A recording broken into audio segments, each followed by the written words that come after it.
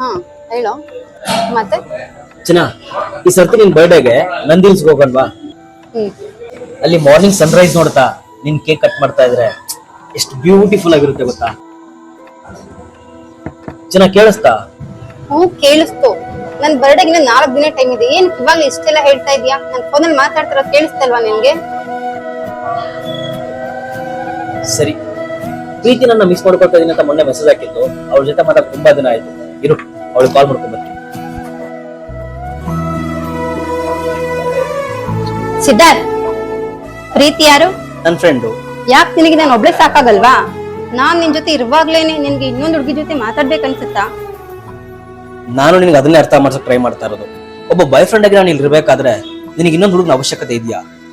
ನೋಡು ಶ್ರೀ, ಒಂದ್ ಹುಡುಗನ ನಿಜವಾಗ್ಲೂ ಇಷ್ಟಪಡ್ತಿದ್ರೆ ಅವಳ ಬಾಯ್ ಫ್ರೆಂಡು, ಬೆಸ್ಟ್ ಫ್ರೆಂಡು, ಪ್ರೀತಿ, ಸರ್ವಸ್ವ ಪ್ರತಿಯೊಂದು ಅವನೇ ಆಗಿರ್ತಾನೆ. ನಿಮ್ಮನ್ನ ಪ್ರೀತಿಸಕ್ಕೆ ಯಾರಾದ್ರೂ ಇದ್ದಾರೆ ಅಂದ್ರೆ ಅವ್ರಿದ್ದಾಗ್ಲೇ ಅವ್ರಿಗೆ ಪ್ರೀತಿನ ಕೊಡಿ. ಅವ್ರು ಬಿಟ್ಟು ಹೋದ್ಮೇಲೆ ನೀವು ಬೇಕು ಅಂದ್ರೂ ಆ ಪ್ರೀತಿ ಸಿಗಲ್ಲ.